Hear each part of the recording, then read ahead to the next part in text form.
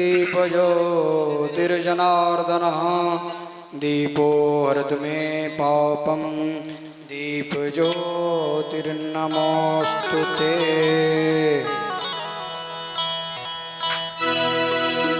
श्री भागवत भगवान की है आरती, पापियों को पाप से है तारती। भागवत भगवान की है आरती, पापियों को पाप से है तारती। भागवत भगवान की है आरती, पापियों को पाप से है तारती। भागवत भगवान की है आरती, पापियों को पाप से है तारती। ये अमर ग्रंथ ये मुक्ति पंथ ये पंचम वेद निराला, नव ज्योति जगाने वाला। ये अमर ग्रंथ ये मुक्ति पंथ ये पंचम वेद निराला, नव ज्योति जगाने वाला। हरि नाम यही हरि ध्यान यही, हरि नाम यही हरि ध्यान यही, जग पे मंगल की आरती। पापियों को पाप से है तारती। श्री भागवत भगवान की है आरती, पापियों को पाप से है तारती। ये शांत गीत पावन पुनीत पापों को मिटाने वाला, हरि दर्श कराने वाला। ये शांति गीत पावन पुनीत पापों को मिटाने वाला, हरि दर्श कराने वाला। ये सुख करनी ये दुख हरनी, ये सुख करनी ये दुख हरनी, श्री मधुसूदन की आरती। पापियों को पाप से है तारती। श्री भागवत भगवान की है आरती, पापियों को पाप से है तारती। ये मधुर बोल जग पंथ खोल, सदमार्ग बताने वाला, बिगड़ी को बनाने वाला। ये मधुर बोल जग पंथ खोल, सदमार्ग बताने वाला, बिगड़ी को बनाने वाला। बिगड़ी को बनाने वाला, बिगड़ी को बनाने वाला। श्री राम यही घनश्याम यही, श्री राम यही घनश्याम यही, प्रभु की महिमा की आरती। पापियों को पाप से है तारती। श्री भागवत भगवान की है आरती, पापियों को पाप से है तारती। भागवत भगवान की है आरती, पापियों को पाप से है तारती। हाँ, पापियों को पाप से है तारती, पापियों को पाप से है तारती, पापियों को पाप से है तारती। जलेन श्रीदिगम्मा पुष्पै देवादिवन्दनम् आरोग्यान्ते आचमनीयं जलं समर्पयामि अथ मन्त्रपुष्पाञ्जलिम्। ओम जगनेन जगमयजन्त देवा स्थान धर्माणि। स्वस्ति श्री गणेशाय नमः। श्री सरस्वत्यै नमः। श्री हरि गुरु वैष्णव चरण कमलेभ्यो नमः।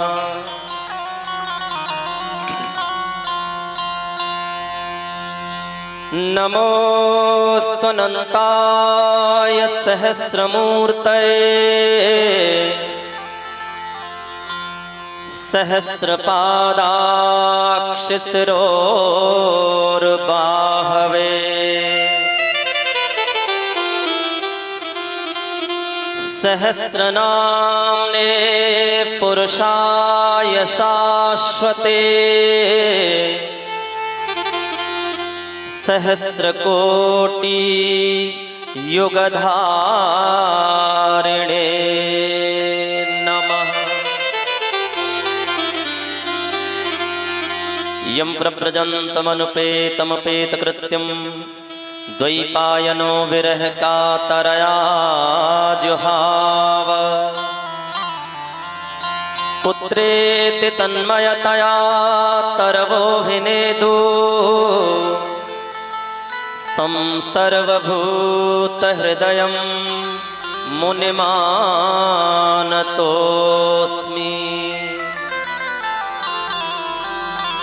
नारायणं नमस्कृत्य नरं चैव नरोत्तमं देवीं सरस्वतीं व्यासं ततो जयमुदीरये। भवानी शंकरौ वन्दे श्रद्धा विश्वासरूपिणौ याभ्यां विना न पश्यन्ति सिद्धाः स्वान्तस्थमीश्वरम्। अतुलितबलधामं हेमशैलाभदेहं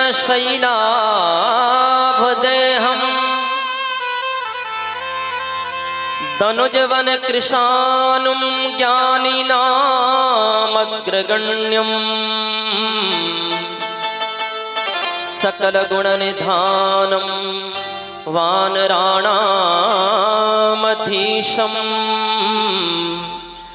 रघुपतिप्रियभक्तं वातजातं नमामि। गुरुर्ब्रह्मा गुरुर्विष्णु गुरुर्देव महेश्वर गुरुः साक्षात् परब्रह्म तस्मै श्री गुरवे नमः। अज्ञानतिमिरान्धस्य ज्ञानाञ्जनशलाकया चक्षुरुन्मीलितं येन तस्मै श्री गुरवे नमः।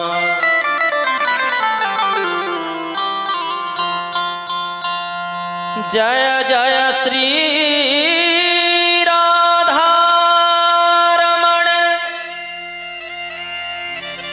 जय जय नवल किशोर जय गोपी चित चोर प्रभु जय जय माखन चोर। श्री राधे वृषभानुजा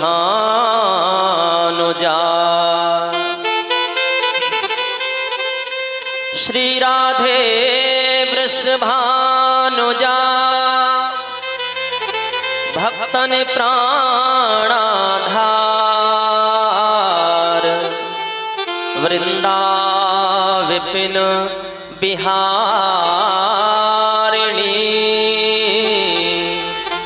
मैं प्रणवं बारंबार।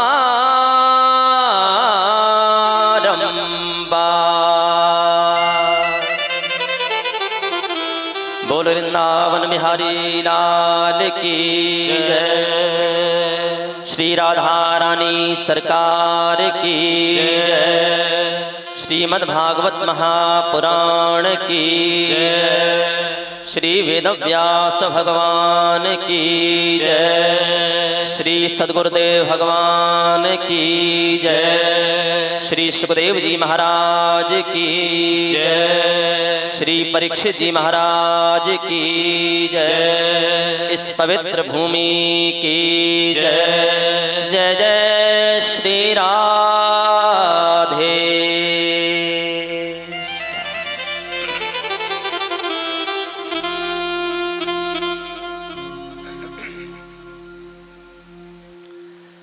श्री हरे नमः।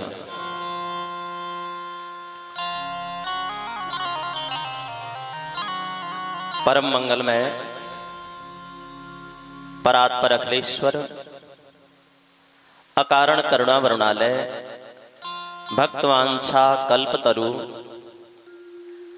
अखिल लोक ब्रह्मांड नायक अशरण शरण भक्त वत्सल कृपा सिंधु आनंद कंद श्री कृष्णचंद्र प्रभु की महती अनुकंपा से हम आप सभी अतिशय भाग्यशाली हैं जो कि भारत भूमि में मानव का शरीर पाकर के और उन्हीं करुणा वरुणालय ठाकुर के मंगलमय चरित्रों को कहने और सुनने का सौभाग्य प्राप्त कर रहे हैं।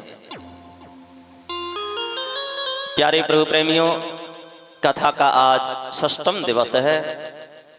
परम वीतराग संत शिरोमणि मेरे गोविंद के परम लाडले भक्त श्री सुखदेव जी राजा परीक्षित को आज 6वां दिवस की कथा सुनाने जा रहे हैं। आइए हम आप सभी समवेत रूप से भाव सहित कथा सत्र में प्रवेश करते हैं। उसके पूर्व एक बार अपनी वाणी को पावन करने के लिए, वातावरण को भक्तिमय एवं सरस बनाने के लिए प्रेम से प्रभु के नाम का गान करेंगे। एक बार सभी गाइएगा। जय जय राधा रमण हरि बोल, जय जय राधा रमण हरि बोल।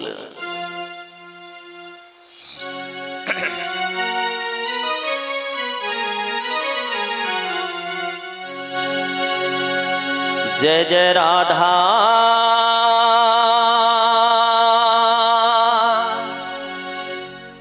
रमण हरि बोल,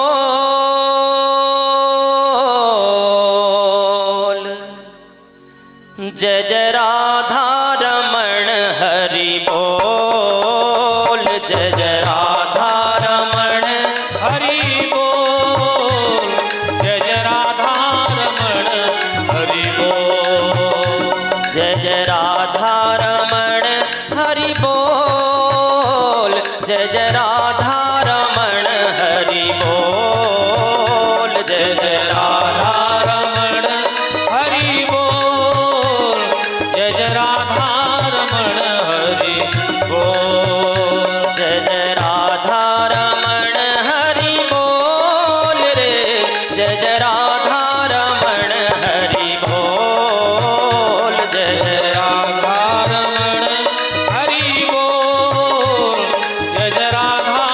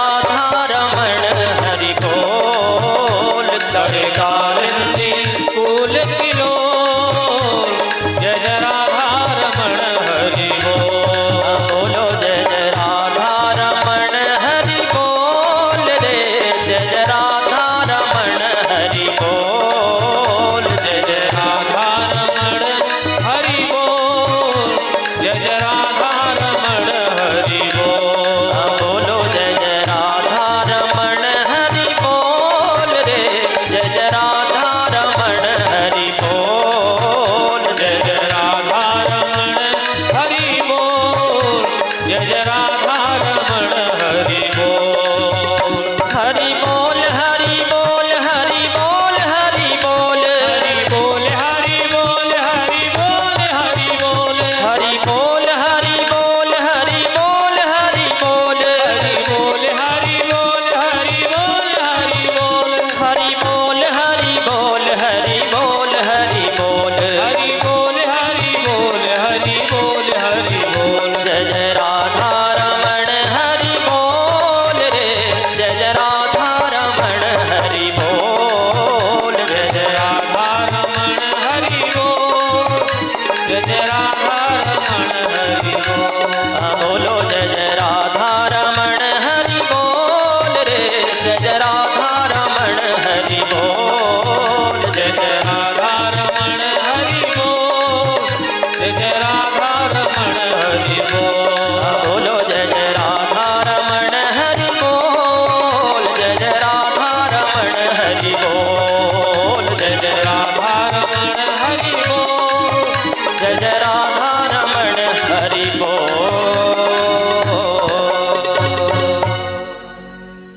बोलिए श्री राधा रमण बिहारी लाल की जय हो। श्रीमद् भागवत महापुराण की जय हो। श्री संत सदगुरुदेव भगवान की जय हो। जय जय श्री राधे। आज गर्मी ज्यादा है।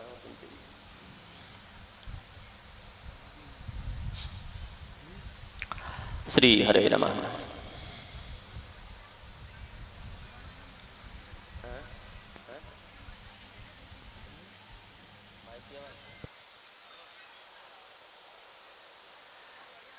प्यारे प्रभु प्रेमियों,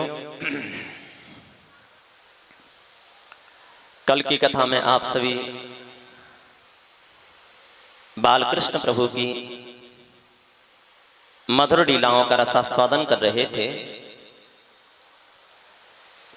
पूतना वध से लेकर के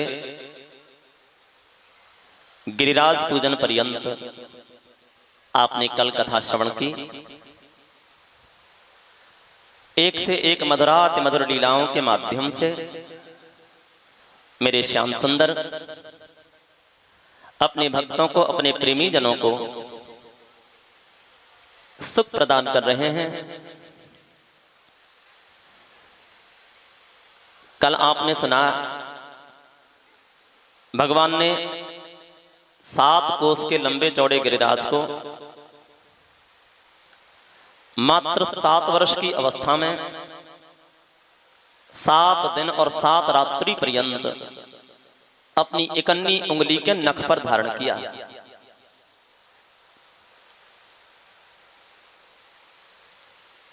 सुखदेव कहते हैं, राजन, हमारे आपके जीवन में ये 7 दिन हैं और इन 7 दिनों का भार अगर हम परमात्मा के चरणों में निवेदित कर दें, समर्पित कर दें, तो उनके लिए हमारे जीवन के इन 7 दिनों के भार को उठाना कोई बड़ी बात नहीं है। बहुत छोटी सी बात है। केवल समर्पण करने की देर है, बात बनने की देर नहीं है। फिर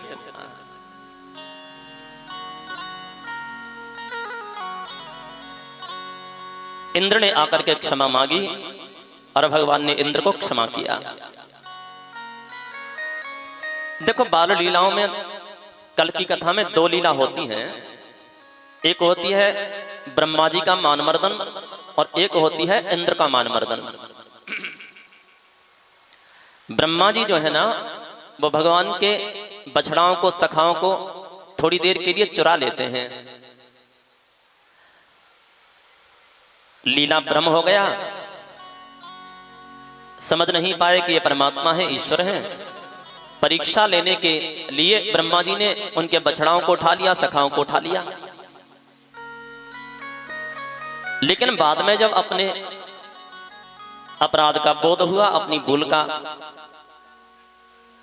पता चला, तो आकर के प्रभु के चरणों में साष्टांग लेट करके क्षमा याचना की, प्रभु मुझे क्षमा करें। लेकिन भगवान ने विधाता ब्रह्मा को क्षमा नहीं किया। बहुत से मंत्रों में स्तुति की ब्रह्मा जी ने, अनेकों परिक्रमाएं लगाई, बहुत मनाया, लेकिन नहीं माने नहीं। भगवान कहते जाओ, अब तुम बस चले जाओ। और उधर इंद्र ने भयंकर वर्षा करी 7 दिन तक ब्रजमंडल पर। किस नियत से? सारे ब्रजमंडल को डुबा करके नष्ट कर दिया जाए, समाप्त करने के लिए। लेकिन जब उस इंद्र ने आकर के क्षमा याचना की, प्रभु मेरे अपराध के लिए क्षमा करें, तो भगवान ने कहा जाओ, मैंने तुम्हें क्षमा किया, अभिमान मत करना, अहंकार मत करना। दोनों लीलाओं पर अगर हम थोड़ी सी दृष्टि डालें तो देखो बड़ी अटपटी सी बात लगती है। विधाता ब्रह्मा ने जो गलती की वो छोटी सी गलती, थोड़ी देर के लिए, एक क्षण के लिए उनके सखाओं को, बछड़ाओं को हटा दिया और तुरंत आकर के क्षमा याचना की, लेकिन क्षमा नहीं किया। और इंद्र ने इतनी भयंकर वर्षा करके सारे ब्रजमंडल को नष्ट करना चाहा, और जब उसने आकर के क्षमा मांगी तो तुरंत क्षमा कर दिया। कारण क्या है? देखिए, विधाता ब्रह्मा का जो अपराध है ना, उसके कारण मेरे गोविंद को ना अपने सखाओं से, अपने बछड़ाओं से इस पृथ्वी लोक पर 1 वर्ष के लिए अलग रहना पड़ा। वैसे विधाता ब्रह्मा के लिए तो वो मात्र एक क्षण था, एक निमिष मात्र था, लेकिन मृत्युलोक में 1 वर्ष व्यतीत हो चुकी थी। तो 1 साल तक अपने प्रेमी सखाओं से, अपने बछड़ाओं से कन्हैया दूर रहे। और भगवान कहते हैं बस मुझे यही तो सहन नहीं होता। कोई मेरे प्रेमी जनों को, कोई मेरे भक्तों को मुझसे जुदा कर दे, मुझसे दूर कर दे, मुझे ये बर्दाश्त नहीं है। मैं अपने प्रति किया गया कोई भी अपराध स्वीकार कर लूंगा, उसको तुरंत क्षमा कर दूंगा, लेकिन जो मेरे भक्तों के प्रति किया गया अपराध है उसे मैं क्षमा, वो अक्षम्य है। मेरे प्रेमी जनों से तुमने मुझे 1 वर्ष के लिए दूर किया, मैं तुम्हें कभी क्षमा नहीं करूंगा। और आज इंद्र ने जो संकट डाला ब्रजमंडल पर, भयंकर वर्षा की, तो कन्हैया ने क्या किया? अपनी एक अन्य उंगली पर गिरिराज को धारण किया 7 दिन और 7 रात्रि तक। और क्या हुआ इस घटना में? बोले जितने ब्रजवासी थे ना, जितने ब्रजवासी, उनके सखा, गोपियां, गोप, गाय, बछड़ा, वो सब के सब 7 दिन तक गिरिराज के नीचे कन्हैया की छाती से छाती लगा करके खड़े रहे महाराज। तो भगवान ने सोचा, इंद्र तुमने अपराध तो किया, लेकिन तुम्हारे अपराध के कारण ना 7 दिन तक मेरे प्रेमी, मेरे भक्त मेरे हृदय से लग करके खड़े रहे हैं, इसलिए जाओ, मैंने तुम्हें क्षमा कर दिया, मैंने तुम्हें माफ कर दिया। बड़ी विचित्र दृष्टि है। अब आगे इसी क्रम में श्री सुखदेव जी वर्णन कर रहे हैं। आज जिस कथा में प्रवेश कर रहे हैं उसको कहते हैं महारास। महारास की जो कथा है, श्रीमद् भागवत में 5 अध्यायों में इसका वर्णन किया है। जो भागवत के 5 प्राण माने गए हैं, जैसे हमारे आपके शरीर में 5 प्राण होते हैं ना, प्राण, अपान, उदान, व्यान, समान, इसी प्रकार से ये भागवत के 5 प्राण हैं, जिनमें श्रीमद् भागवत ने ये महारास का वर्णन किया है सुखदेव जी ने 5 अध्यायों में। तो प्रवेश करते हैं, लेकिन पहले एक बार जरा जिन गोपियों के साथ में भगवान ने महारास किया है, ये गोपी कौन है, इनका स्वरूप क्या है, इसका हम थोड़ा चिंतन करें। गोपी किसे कहते हैं? गो धन पी बराबर गोपी। गोभी ही इंद्रियैः कृष्ण रसम पिबती इति गोपी। जो अपनी प्रत्येक इंद्रिय के द्वारा कृष्ण रस का पान करे उसको कहते हैं गोपी। माने जिसने अपना मन वचन और कर्म केवल गोविंद को समर्पित कर रखा है। कोई भी क्रिया करती हैं अपने कृष्ण के लिए, वाणी से बोलती हैं तो केवल उसी की चर्चा, उसी का गायन, उसी का नाम, और मन में चिंतन होता है केवल अपने श्याम सुंदर का। मन वचन और कर्म से जो सर्वथा समर्पित हो चुकी हैं, हाँ, उसको कहते हैं गोपी। गोपी जो है किसी स्त्री विशेष का नाम नहीं होता, किसी लिंग विशेष का नाम नहीं होता। ऐसा नहीं है कि किसी स्त्री को ही हम गोपी कह सकते हैं, बल्कि हम आप भी गोपी कहलाने के अधिकारी बन सकते हैं। लेकिन शर्त यही है, अगर हमारे हृदय में इन ब्रजमंडल की गोपियों की तरह कृष्ण के प्रति भाव जग जाए तो हम आप भी गोपी कहलाने के अधिकारी बन जाएं। ये जो गोपियां हैं ये कोई साधारण स्त्री नहीं है। सुखदेव कहते हैं साक्षात वेदांत के मंत्र हैं। 4 वेद हैं हमारे, ऋग्वेद, यजुर्वेद, अथर्ववेद और सामवेद। 4 वेदों के 3 कांड हैं, कर्मकांड, उपासना कांड और ज्ञान कांड, जिसमें कर्मकांड के 80,000 मंत्र होते हैं, उपासना कांड के 16,000 मंत्र होते हैं और ज्ञान कांड के 4,000 मंत्र होते हैं। टोटल 1 लाख मंत्र हमारे वेदांत के। तो बताते हैं जो कर्मकांड के 80,000 मंत्र हैं वेदांत के, वही 80,000 मंत्र ब्रजमंडल में गोपी बनकर के प्रकट हुए। ये साक्षात वैदिक रचाएं हैं, ये वेदांत के मंत्र हैं। इनसे ज्यादा ब्रह्म को कोई जानने वाला नहीं है। भला वेद से भी ज्यादा कोई उस ब्रह्म को जान सकता है? ये गोपियां जो है ना अच्छी तरह जानती हैं कि ये जो कृष्ण है ना, ये जो गोविंद है, ये केवल नंद का पुत्र नहीं है, ये केवल यशोदा का पुत्र नहीं है। नखल गोपिका नंदनो भवान अखिल देहिनाम अंतरात्म दृक् विखन सार्थितो विश्वगुप्तये सक उदयवान सात्वताम कुले। ये गोपियां अच्छी तरह जानती हैं कि ये केवल नंदनंदन नहीं है, ये केवल यशोदानंदन नहीं है, बल्कि अखिल देहधारियों का स्वामी, हाँ, जगत पिता, जगत नियंता, पर ब्रह्म परमेश्वर, देवताओं की प्रार्थना से प्रार्थित होकर के इस धरा पर इन्होंने अवतार लिया है, दुष्टों के संग्रहण के लिए और धर्म की स्थापना के लिए। अच्छी तरह जानती हैं ये कि ये ब्रह्म है, ईश्वर है, लेकिन फिर भी इनका जो भाव है कृष्ण के प्रति वो क्या है? पति भाव है, काम भाव है, जार भाव है। ये कृष्ण को कैसे चाहती हैं? पति भाव से चाहती हैं। परीक्षित कहते हैं गुरुदेव इसमें तो वासना है, इसमें तो काम दिखाई देता है। हाँ, कहते हैं सुखदेव नहीं नहीं राजन, ऐसी बात नहीं है। देखो कोई भी भाव क्यों ना हो, कामम क्रोधम भयम स्नेहम ऐक्यम सौहृदमेव च नित्यम हरो विदधते यान्ति तन्मयताम हेते। भाव चाहे कोई भी क्यों ना हो, गोप्यः कामात् भयात् कंसो द्वेषात् चैत्यादयो नृपाः संबंधाद् वृष्णिः स्नेहाद् यूयं भक्त्या वयं विभो। गोपियों ने काम से चाहा, कंस ने भय से चाहा, शिशुपाल आदि राजाओं ने द्वेष से चाहा, वृष्णि वंशियों ने स्नेह से चाहा और भक्तों ने उसे प्रेम से चाहा। सबका अपना अपना भाव है, जिसको जैसा भाव अच्छा लगता है परमात्मा के प्रति वो बनाए। आप किस भाव से उन्हें भज रहे हैं ये महत्व की बात नहीं है, बल्कि महत्व की बात है कि आपके उस भाव में तन्मयता कितनी है। हाँ, तुम्हारा जो चिंतन है उसमें प्रगाढ़ता कितनी है, कितनी अनन्यता है।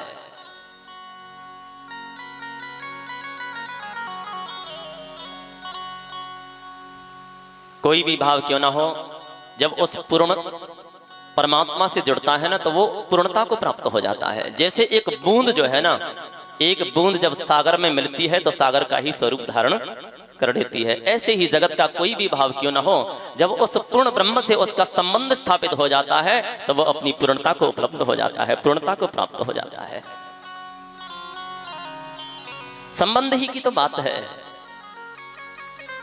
चाहे हमारे जीवन में कोई कितना ही पवित्र कार्य क्यों ना हो, चाहे कितना ही पवित्र हमारा भाव क्यों ना हो, लेकिन उसका संबंध जब तक ईश्वर से न होकर के संसार से जुड़ा रहेगा तब तक वो भाव कल्याणकामी नहीं हो सकता, मुक्ति प्रदान नहीं कर सकता। और भाव चाहे कोई भी क्यों ना हो, लेकिन जब उसका संबंध ठाकुर से जुड़ जाता है, परमात्मा से जुड़ जाता है, तो चाहे कोई छोटे से छोटा लौकिक दृष्टिकोण से चाहे वो निकृष्ट भाव ही क्यों ना हो, लेकिन जब संबंध ईश्वर से जुड़ गया तो वही आपकी मुक्ति करा देता है, वही आपका कल्याण कर देता है। संबंध ही विशेष है। आज मेरे कन्हैया को स्मरण हुआ। मैंने चीरहरण के उपरांत गोपियों को आश्वासन दिया था, आने वाली शरद की पूर्णिमा को मैं तुम्हारे साथ में महारास करूंगा। तो आज भगवान ने अपनी बंशी उठाई है और मुरली लेकर के चले हैं। पूर्णमासी है, शरद की पूर्णिमा है, अर्धरात्रि का समय है, चांदनी छिटकी है, बड़ी दिव्य रात्रि है। और यमुना के किनारे कन्हैया पहुंचे। बड़ा ही सुंदर एक कदम्ब का वृक्ष है, उसके नीचे तिरछा चरण करके खड़े हो गए हैं। कटी को थोड़ा सा झुकाए, गर्दन को एक तरफ टेढ़ा करके, कांधे पर जिनके पीतांबर है, मुकुट में मोर का पंख लगा है, मंद मंद स्मित हास्य करते हुए, तिरछी चितवन है, घुंघराले केश, बंशी अधरों से लगाई है। और क्लीम काम बीज का उद्दीपन आज मेरे श्याम सुंदर ने अपनी मुरली में कर दिया है। बंशी बज रही है कन्हैया की और वेणुनाद सारे ब्रजमंडल में गूंजने लगा है।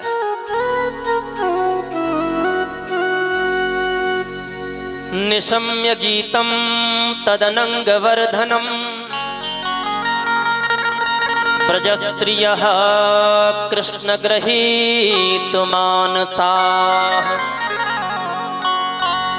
आजग्मुरन्योन्यमलक्षितोद्यमा सयत्र कान्तो जवलोलकुण्डला।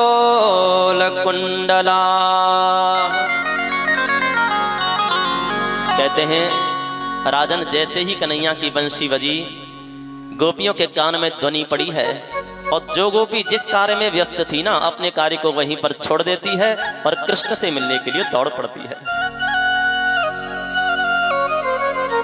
कोई गोपी ना अपने आंगन में चौका लगा रही थी, पूर्णमासी की रात है ना, गाय के गोबर से बेचारी चौका लगा रही है।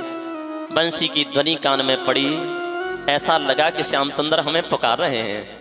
बेचारी हाथ भी धोना भूल गई, गोबर में हाथ सने हैं और दौड़ पड़ी कन्हैया से मिलने के लिए। एक गोपी अपने नेत्रों में अंजन लगा रही है, काजल लगा रही है। एक ही आंख में काजल लगाया था, दूसरी में लगाने ही वाली थी कि इतनी देर में कन्हैया की बंशी बज गई। भूल गई बेचारी दूसरे नेत्र में काजल लगाना और दौड़ पड़ी कृष्ण से मिलने के लिए।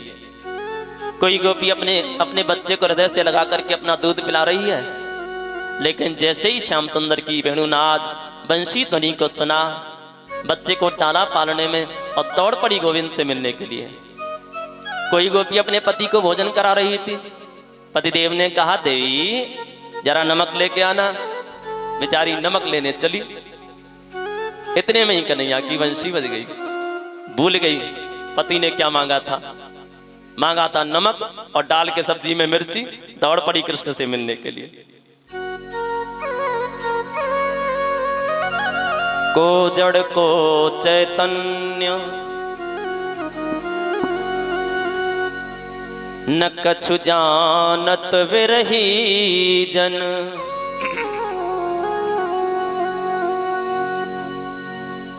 भगवान के प्रेमी जनों के हृदय में जब प्रभु मिलन का विरह जागृत होता है ना, जब प्रभु के दर्शन की वेदना हृदय में प्रकट होती है ना, तो उनकी स्थिति ऐसी ही तो हो जाती है। देह का भान कहाँ रहता है, देह की सुध कहाँ रहती है। आज इन गोपियों को अपने शरीर का भान नहीं है, हमने कैसे कपड़े पहन रखे हैं, हाँ हमारे हाथ साफ हैं कि नहीं है, हमारी एक ही आंख में काजल लगाया है, दोनों आंख में काजल लगा है। माने देह भान की निवृत्ति हो चुकी है। देखो हमारी सनातन जो पद्धति है, जो वैदिक पद्धति है, उसमें परमात्मा प्राप्ति का मार्ग जो है ना, कौन कौन सा मार्ग है? विशेष रूप से दो ही मार्ग हैं, एक ज्ञान मार्ग और एक भक्ति मार्ग। और इन दोनों ही मार्ग में जो साधक चलता है वैसे उसकी मंजिल तो एक ही होती है, भगवत प्राप्ति, हाँ, ईश्वर प्राप्ति। लेकिन इन दोनों मार्गों में थोड़ा सा अंतर है, थोड़ा भेद है, ज्ञान मार्ग और भक्ति मार्ग। क्या अंतर है इन दोनों में? बोले जो ज्ञान मार्ग का पथिक होता है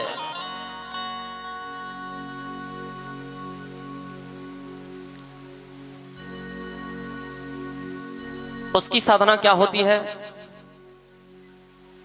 बोले सब कुछ हटाता है, सब कुछ निरर्थक जान करके, ये भी नहीं, ये भी नहीं, ये भी नहीं, ये भी नहीं, ये भी नहीं, हाँ ये भी नहीं, और अपने आत्म तत्व में स्थित होता है।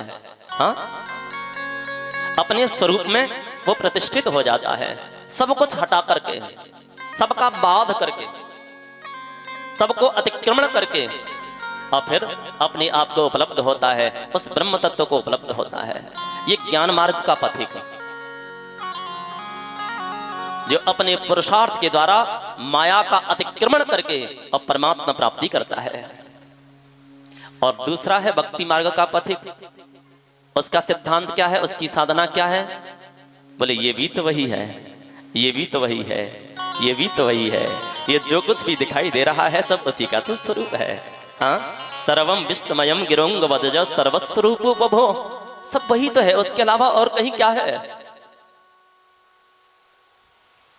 हर देश में तू, हर भेष में तू, तेरे रूप अनेक तू एक ही है।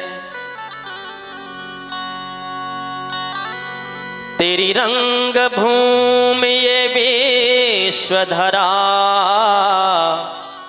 तेरे रूप अनेक तू एक ही है।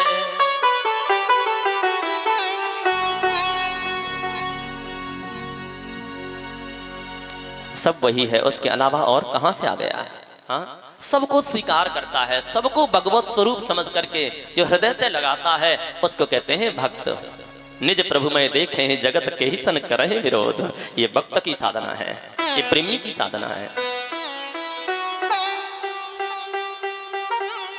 भक्त जो है समर्पित हो जाता है, हाँ, अपने जीवन को समर्पित कर देता है, अपने आप को आत्मनिवेदन कर देता है, मैं आपका हूं। ज्ञान मार्ग जो है ना, ये पुरुषार्थ का मार्ग है। साधक को अपने पुरुषार्थ से आगे बढ़ना पड़ता है, इसमें जिम्मेदारी साधक की होती है।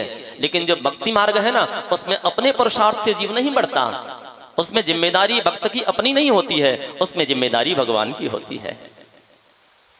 ज्ञान मार्ग जो है ऐसा है जैसे बिल्ली का बच्चा, हाँ, जैसे बंदर का बच्चा। आपने देखा होगा बंदर का जो बच्चा होता है ना, उसकी माँ जब उसे कहीं दूसरी जगह लेकर के जाती है ना, कहीं सुरक्षित जगह पे, तो स्वयं नहीं पकड़ती है उसको ही माँ को पकड़ना पड़ता है। बंदर का बच्चा जो है ना, माँ को कस के पकड़ लेता है, चाहे कितनी ही लंबी से लंबी छलांग मारे मैया को कोई ध्यान नहीं है, कस के पकड़ा रहेगा तो सुरक्षित रहेगा, और जहां ढील दी के तुरंत टपक जाएगा। जिम्मेदारी माँ की नहीं है, इसमें उस बच्चे की जिम्मेदारी है। हाँ, अपने पुरुषार्थ से अगर जकड़ के रखेगा, पकड़ के रखेगा तो पार हो जाएगा, और अगर कहीं ढील हो गई तो बस पतन।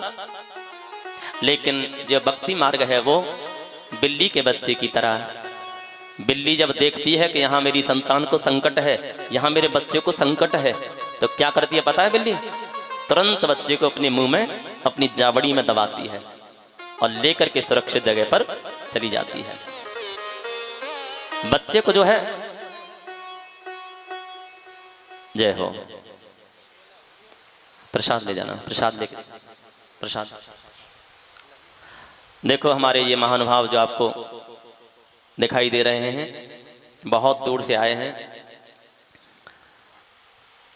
डिस्ट्रिक्ट भरतपुर कुम्हेर के पास में, राजस्थान से, सावोरा गांव है इनका, और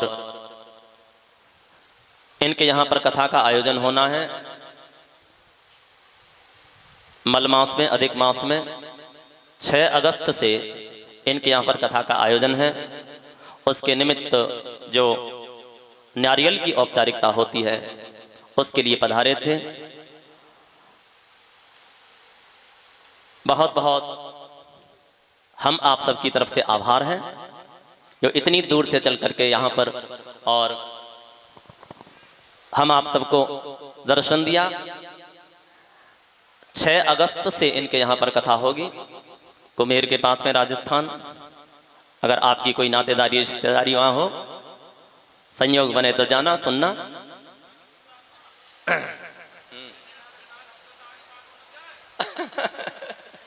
बिना रिश्तेदारी वाला ऐसे ये बस, अब खरी बात तो यही है।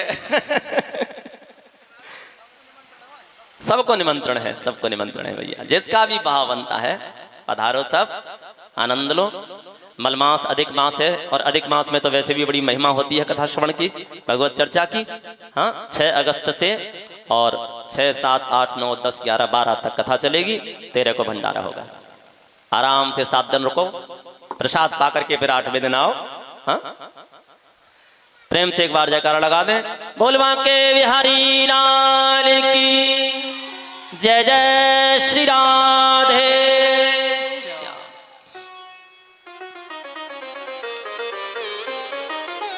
तो भक्ति मार्ग क्या, जैसे बिल्ली का बच्चा, उसमें जिम्मेदारी बच्चे की नहीं होती है, उसमें जिम्मेदारी माँ की होती है। बच्चे को दबाती है दांतों में और कितनी भी तेज भागे, कितनी ही छलांग लगाए, लेकिन बच्चे को एक खरोंच तक नहीं आएगी। उतने ही हिसाब से पकड़ेगी, उतनी ही मजबूती से पकड़ेगी कि उसको हानि भी ना हो और वो गिरे भी नहीं, सुरक्षित जगह पर पहुंच जाए। ये जिम्मेदारी माँ की है। ऐसे ही जो ज्ञानी होता है ना, ज्ञानी, उसकी जिम्मेदारी स्वयं पर होती है। अपनी साधना के बल पर वो आत्मबोध को प्राप्त होता है। अगर कहीं फिसल गया ना तो फिसल गया, इसमें परमात्मा की जिम्मेदारी नहीं होती, लेकिन भक्त की जिम्मेदारी भगवान पर होती है। भगवान ने कहा है, करम सदा तिनके रखवारी, जिमें बालक राखे महतारी। मैं अपने भक्त को, मैं अपने प्रेमी को तो ऐसे रखता हूँ जैसे एक महतारी अपने बच्चे को देखती है, जैसे एक माँ अपने बच्चे की देखभाल करती है। कहीं इधर उधर ना चला जाए, कहीं कोई चोट न लग जाए, भूखा है कि नहीं है, हाँ, प्यास तो नहीं लगी है। जैसे एक माँ अपने बच्चे की देखभाल करती है, ऐसे प्रभु अपने भक्त की देखभाल करते हैं, अपने प्रेमी की देखभाल।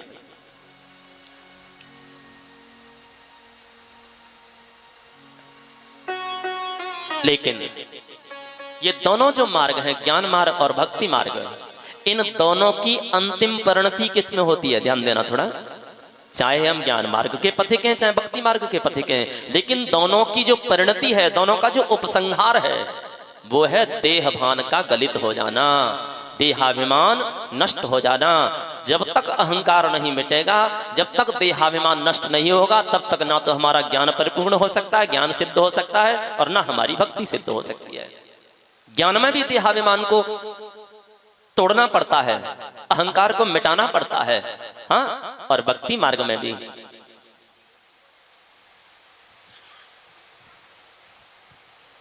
जब तक देह की सुध है, जब तक अपनी सुध है, हाँ, मैं हूं, तब तक वो कहां है, तब तक वो कहां है।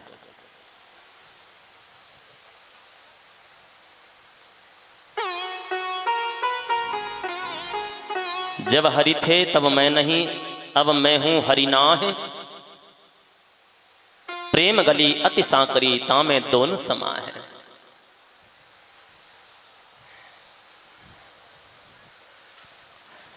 तो आज ये जो गोपियां हैं ना, ये पहुंची हैं कन्हैया के पास में दौड़ती हुई। भगवान ने देखा है और स्वागत किया है सबका। स्वागतम वो महाभागाः प्रियम किम करवाणि वः, ब्रजस्यानामयं कश्चिद् ब्रूतागमन कारणम। हे महाभागाओं, मैं आपका स्वागत करता हूं।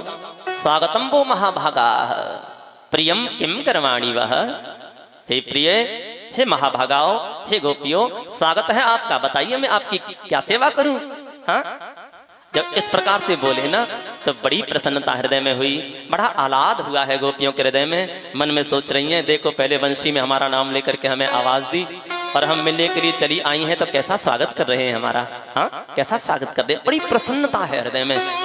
लेकिन ये प्रसन्नता ज्यादा देर नहीं टिकी।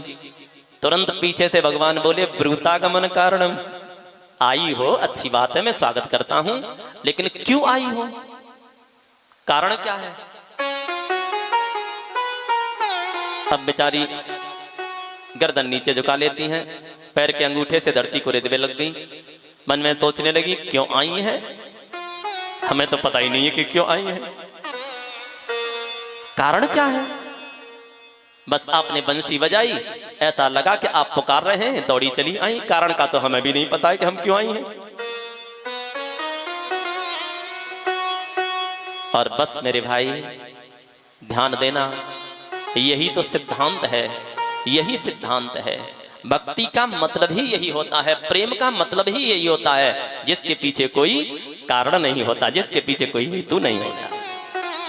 जिस प्रेम के पीछे, जिस भक्ति के पीछे कोई कारण छुपा हो, कोई हेतु छुपा हो, फिर वो भक्ति थोड़ा ही ना है, फिर वो भक्ति नहीं है, वो तो स्वार्थ है।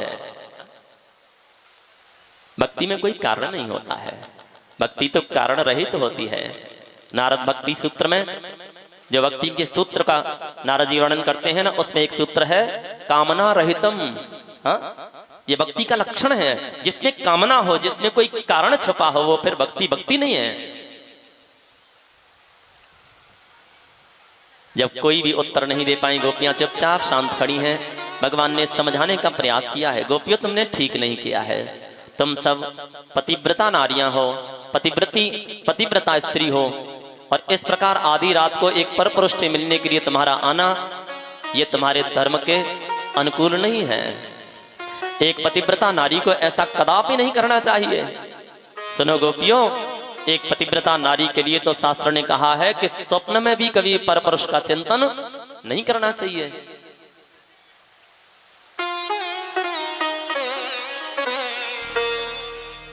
एक ही धर्म बताया है, एक पतिव्रता स्त्री का एक ही कर्म, एक ही कर्तव्य बताया है। एक ही धर्म एक व्रत नेमा, काय वचन मन पति पद प्रेमा। मन वचन और कर्म से अपने पति की सेवा करना, उसकी आज्ञा का अनुपालन करना, उसकी रुचि के अनुसार अपने जीवन को चलाना, उसकी मर्जी में अपनी मर्जी को मिलाना, ये एक पतिव्रता नारी का धर्म कहता है। हे गोपियों, पति चाहे कैसा भी क्यों ना हो, हाँ, वृत्त रोग बस जड़ धनहीना, अंध बधिर क्रोधी अति दीना, ऐसे ही पति कर की अपमाना, नारी पाव जमपुर दुखनाना। समझा रहे हैं गोपियों, चाहे पति कैसा भी क्यों न मिला हो, चाहे बुढ़ा हो, चाहे किसी बीमारी से ग्रसित हो, चाहे एकदम जड़ हो, मूर्ख हो, या बेचारा गरीब हो, धनहीन हो, अंधा हो, बहरा हो, लूला हो, लंगड़ा हो, क्रोधी हो, कैसा भी पति क्यों ना हो, हमको यही भाव रखना चाहिए, हमारा प्रारब्ध ऐसा रहा होगा, हमारा नसीब ऐसा रहा होगा, हमारी तकदीर ऐसी रही होगी कि ऐसा पति हमको प्राप्त हुआ है, कोई पूर्व जन्म की हमारी ऐसी कमाई है। अब जैसा भी हमको पति मिला है, हमारा कर्तव्य यही बनता है, मन वचन कर्म से इसकी सेवा करें। देखो गोपियों, जो पति की सेवा नारी नहीं करती है, जो पति की आज्ञा का पालन नहीं करती है, जो पति के अनुकूल जीवन नहीं चलाती है, ऐसी स्त्री जो है ना, उस जन्म में तो कभी सुखी रह ही नहीं सकती है। भला पति से झगड़ा करके कोई स्त्री सुख प्राप्त कर पाएगी? स्त्री का सुख तो पति में ही होता है।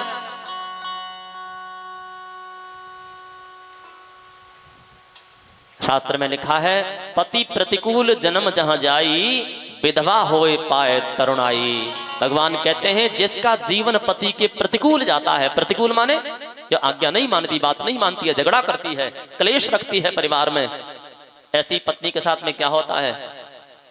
पति प्रतिकूल जन्म जहां जाई, तो विधवा होए पाए तरुणाई। उस जन्म में तो उसके लिए सुख है ही नहीं। लेकिन आगे अगले जन्म में क्या होता है? बोले भरी जवानी में उसका मांग का सिंदूर मिट जाता है, उसे वैदव्य देखना पड़ता है। इसलिए गोपियों, आपने ठीक नहीं किया है। जाओ जाओ, तुम सब गृहस्थ हो, तुम्हारे घर में तुम्हारे पति हैं, तुम्हारे बाल बच्चे हैं, तुम्हारा कर्तव्य यह है कि उनकी सेवा करो, यही तुम्हारा एकमात्र धर्म है।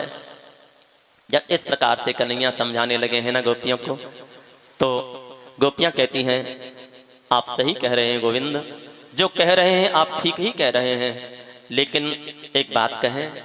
क्या? बोले हम तो सब कुछ त्याग करके संत्यज्य सर्व विषयांस्तव पादमूलम, जगत के समस्त विषय वासनाओं का परित्याग करके आपके चरणों में आई हैं कन्हैया। क्यों? क्योंकि हम जानती हैं हम कौन हैं। हम आत्मा हैं। और आप कौन हैं? आप परमात्मा हैं। आत्मा का सच्चा पति अगर कोई हो सकता है तो वो तो केवल परमात्मा ही हो सकता है।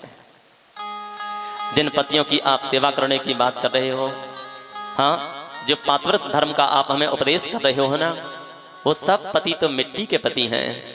आत्मा का सच्चा पति, आत्मा का वास्तविक पति तो केवल आप ही हैं कन्हैया। हम आत्मा और आप परमात्मा।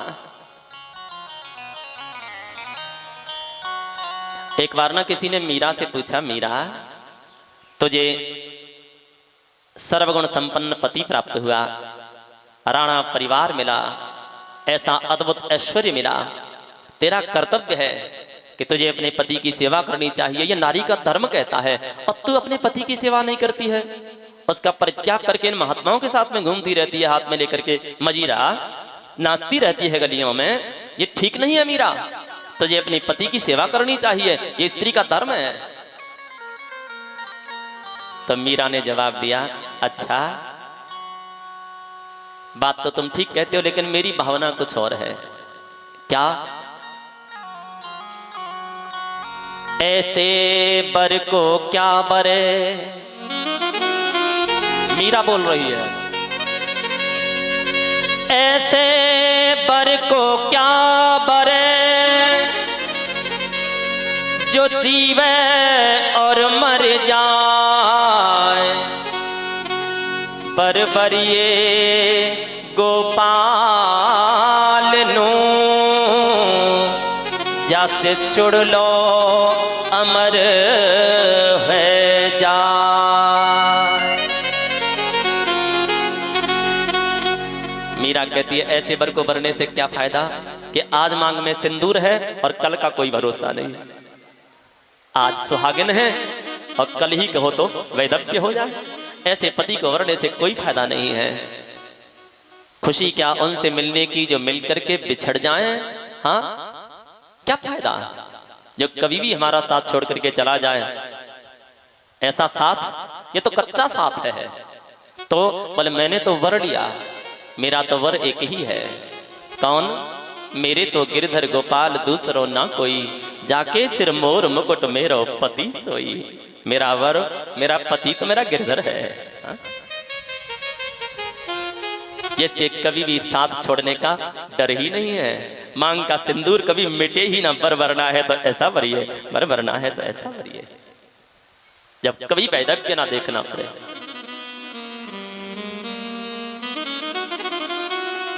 इसलिए मैंने तो बर बर लिया। हाँ,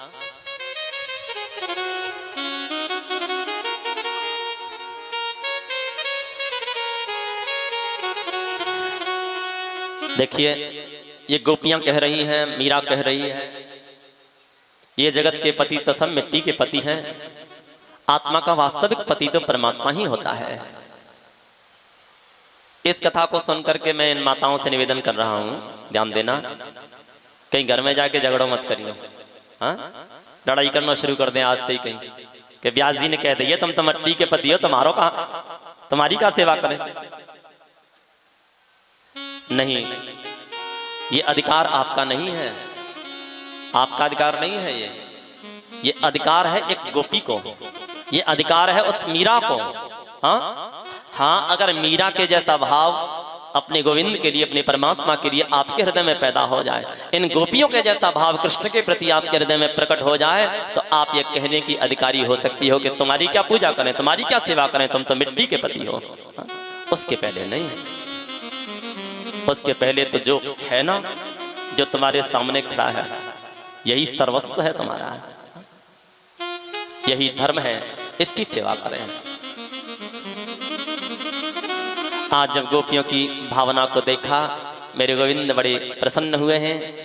बोले बस मैं तो देख रहा था, तुम्हारी परीक्षा ले रहा था, मुझसे मिलने के लिए आई हो, कहीं कोई सांसारिक कोई लौकिक कामना तुम्हारे हृदय में तो नहीं है, लेकिन तुम्हारे निष्पाप एकदम निर्विकार हृदय को देख करके मुझे बड़ी प्रसन्नता है। अब चलो मैं तुम्हारे साथ में महारास करूंगा। गोपियों को लेकर के भगवान यमुना के पुलिन पर उपस्थित हुए हैं और वहां पर महारास प्रारंभ हुआ है। बड़ा ही अद्भुत महारास, जितनी गोपियां हैं उतने ही भगवान ने स्वरूप धारण किए हैं। और जब नाचने लगे हैं ना गलवैयां दे करके इन गोपियों के साथ में, तो क्या हुआ परीक्षित, इन गोपियों के मन में अहंकार आ गया, अभिमान आ गया। मन में सोचने लगी हम बड़ी सुंदर हैं ना, हम बड़ी सौभाग्यशाली हैं कि आज साक्षात ईश्वर, साक्षात पर ब्रह्म परमात्मा हमारे साथ में गलवैयां दे करके नाच रहा है।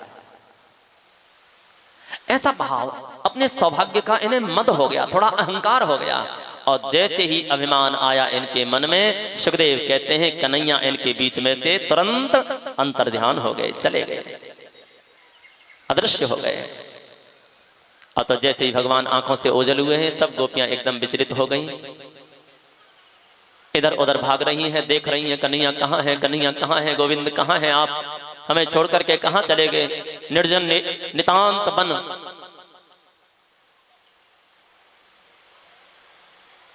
विरह से व्यथित ये गोपियां सामने जो कुछ भी दिखाई देता है ना, उसी से पूछने लग जाती हैं कहाँ है हमारे श्याम सुंदर, कहाँ है हमारे गोविंद। कभी बटवृक्ष दिखाई देता है, उससे पूछने लग जाती हैं हे बटदेव, तुम तो साक्षात नारायण स्वरूप हैं, आपको तो पता होगा, बताओ ना हमारे गोविंद हमें छोड़कर कहाँ चले गए। कभी पीपल से पूछने लग जाती हैं हे अश्वत्थ देव, आप ही बताओ ना, आप तो साक्षात विष्णु स्वरूप हैं, आपको तो पता होगा, आप ही बताओ ना हमारे श्याम सुंदर हमें छोड़कर कहाँ चले गए। कभी तुलसी से पूछती हैं हे तुलसी, आप तो हमारे गोविंद की परम प्रिया हैं, आपके बिना तो वो प्रसाद भी ग्रहण नहीं करते हैं, आपको तो अवश्य पता होगा, आप ही बताइए हमारे गोविंद हमें छोड़कर कहाँ चले गए। कभी पृथ्वी से पूछने लगती हैं हे धरा, हे भूदेवी, जहां भी गए होंगे आपके ऊपर चल करके ही तो गए होंगे, उनके चरणों का संस्पर्श आपको मिला होगा, आप ही बताओ ना हमारे गोविंद हमें छोड़कर कहां चले गए। रो रही हैं गोपियां, हे कृष्णा, हे कृष्णा, हे कृष्णा। पहले मुख चंद्र दिखा करके फिर हाय वियोग दिखाया है क्यों, चरणामृत स्वाद चखा करके विष का फिर प्याला पिलाया है क्यों। बस एक ही बार हंसा करके इस भांति ऐ श्याम रुलाया है क्यों। मन में जब मोह नहीं रखते तो मनमोहन नाम धराया है क्यों।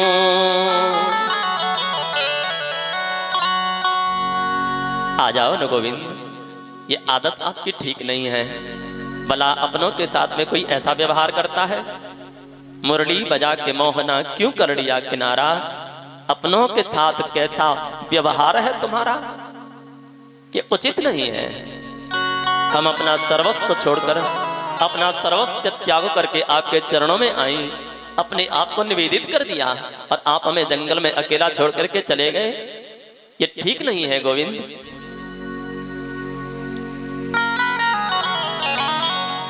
ठोकर खाई है बहुत झूठे जगत के प्यार पर, अब तो आए हैं हे राधा पति तुम्हारे द्वार पर। श्याम तारो या न तारो ये तुम्हारे हाथ है, गर न तारोगे तो बदनामी तुम्हारी नाथ है। हे कृष्णा हे कृष्णा हे कृष्णा, हा श्याम हा श्याम हा श्याम। और कृष्ण कृष्ण कृष्ण कृष्ण करते करते इनका भाव इतना इतना उत्कृष्ट हुआ है, इतनी तन्मयता इनके हृदय में हुई है कि कृष्ण कृष्ण करते करते अपने आप को ही कृष्ण मानने लग गई हैं।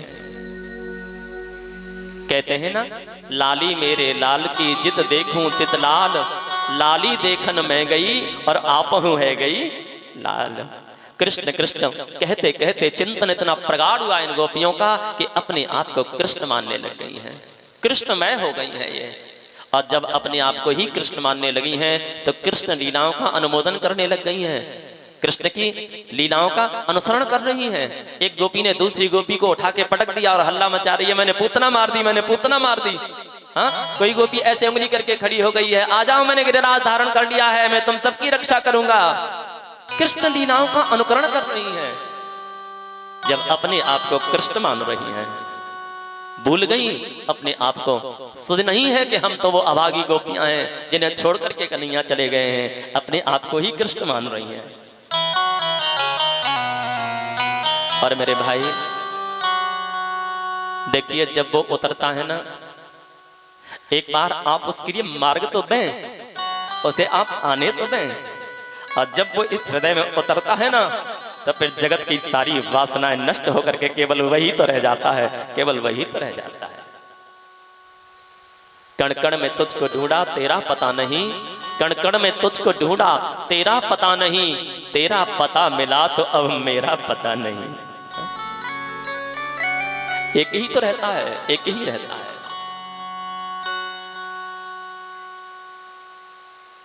जहां काम तहां राम नहीं, जहां राम नहीं काम, तुलसी कबहु के रह सके रवि रजनी एक ठाम। हाँ, एक ही तो रहेगा, या तो दिन रहेगा या फिर रात्रि रहेगी। अगर हमने इस संसार में, इस हृदय में संसार को बसा लिया, इस हृदय में अपने को दुनिया के भाव इकट्ठे कर लिए, तो फिर परमात्मा इसमें नहीं आने वाला है। और एक बार इस हृदय को निर्मल करो, एक बार इसे साफ करो और आने दो उसको, तो फिर केवल वही रह जाएगा, केवल वही रह जाएगा। मैं कहा करता हूं, ध्यान देना बात पर, परमात्मा को जब जब जिसने भी पाया, पहले उसको अपने अंदर पाया है, तब कहीं बाहर उसका दर्शन मिला। जब तक अंदर जीव उसकी उपलब्धि नहीं करता, जब तक जीव अंदर उसकी अनुभूति नहीं करता, जब तक उसकी प्राप्ति जीव के अंतःकरण में नहीं होती, तब तक उसका दर्शन बाहर होने वाला नहीं है। आपने उस दिन कथा में सुना था, ध्रुव जी तपस्या कर रहे हैं, लेकिन ध्रुव के हृदय में जैसे ही झांकी प्रकट हुई है ना कन्हैया की, तो तुरंत परमात्मा सामने आकर के प्रकट हो गया है। पहले उसको अंदर प्राप्त करना पड़ेगा।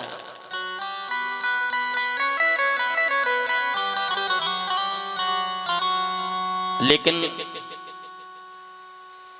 जब अंदर उसकी उपलब्धि होती है ना, तो जीव ये जान जाता है कि जिसे मैं बाहर ढूंढ रहा था ना, जिसे मैं बाहर खोजता फिर रहा था, वो तो मेरे अंदर ही विराजमान था। और अंदर क्या वो कोई दूसरा थोड़ा ही था, अपना आपा ही तो था, अपना आपा ही तो था। किसी उर्दू के शायर ने एक पंक्ति कही है, बड़ी ही सार्थक, बड़ी सुंदर।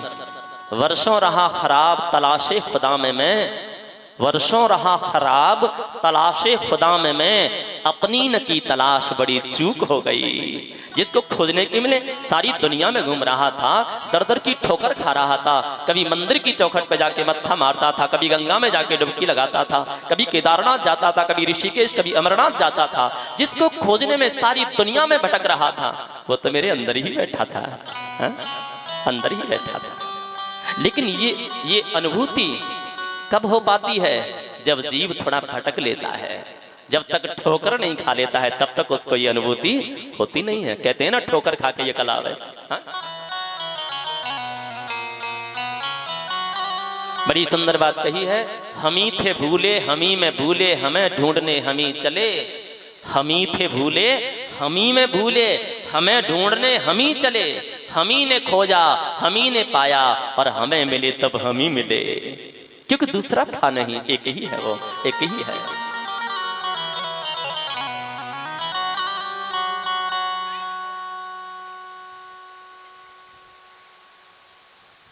उसको पाकर मैं उसी में खो गया।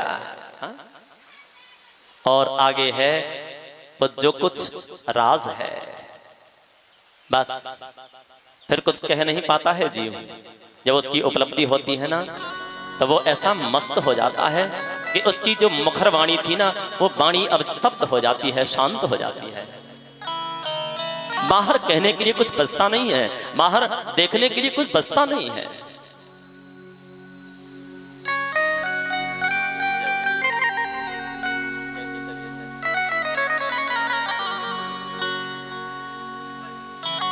बोलो वृंदावन बिहारी लाल की जय हो। जय जय श्री राधे श्याम।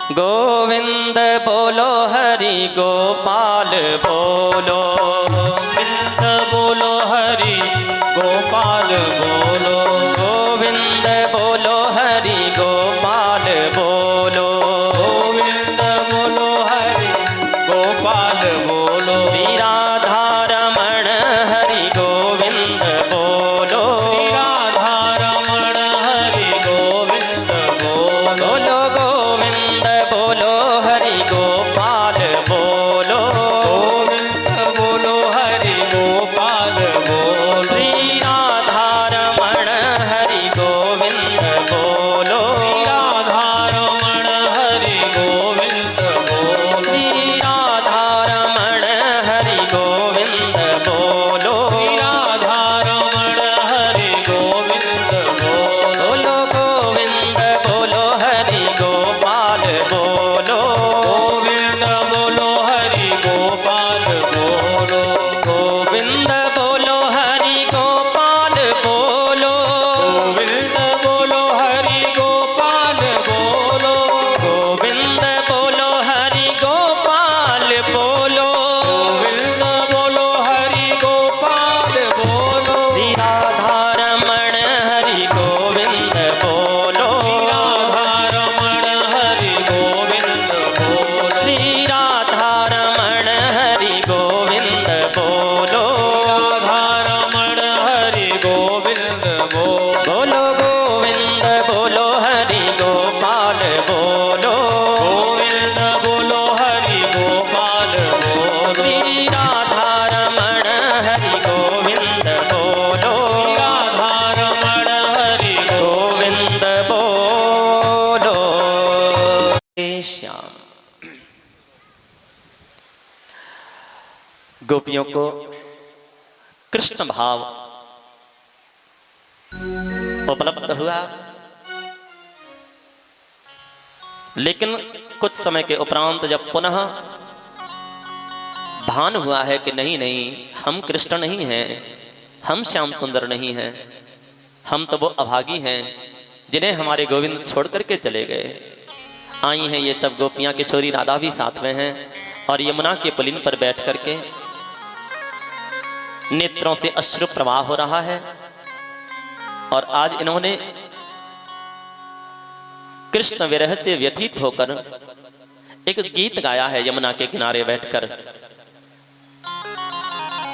उन्हें प्राप्त करने के लिए, जिसे भागवत में गोपी गीत कहा गया है। ये संस्कृत में है गोपी गीत, कृष्ण मिलन का गीत है ये। ध्यान देना, शास्त्र में ऐसा आदेश है, शास्त्र कहता है ये जो गोपी गीत है ना, इसे जो प्रेम पूर्वक रोजाना नहा धोकर पवित्र होकर के ठाकुर सेवा करने के बाद में, और इस गोपी गीत का जो रोजाना नित्य पाठ करता है ना, उसे एक न एक दिन श्याम सुंदर का दर्शन अवश्य मिलता है। ये कृष्ण प्राप्ति का गीत है। ये गोपियां आज विरहातुर होकर के नेत्र सजल हैं और गा रही हैं इस गीत को। आइए एक दो श्लोक तो हम आप गुनगुनाते हैं। एक मर्यादा होती है शास्त्र की, वैसे संस्कृत में है, आपकी समझ में तो शायद नहीं आ पाएगा, लेकिन ये देव भाषा है। हाँ, संस्कृत देव भाषा है। जब इसे स्वरबद्ध करके संगीत में गाया जाता है ना, तो एक अजीब सी सुखानुभूति हृदय को होती है, आत्मा को एक संतुष्टि, एक तृप्ति मिलती है। इसलिए आइए एक दो श्लोक ज्यादा नहीं गुनगुनाते हैं, प्रेम के साथ गा रही हैं गोपियां। जयते तेधिकम् जन्मना प्रजः श्रयते इंदिरा शाश्वतत्रहि जयते तेधिकम् जन्मना व्रजः श्रयते इंदिरा शाश्वतत्रहि एतद्रेष्यताम् देक्षुतावका स्वैधृता सव स्वां विचिन्वते दयेतद्रेष्यताम् देक्षुतावका स्वैधृता सव स्वां विचिन्वते शरदुदाशये साधुजात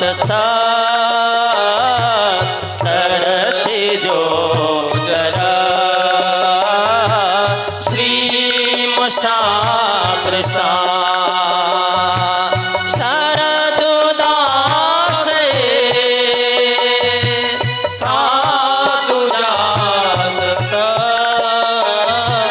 सरसिजो जरा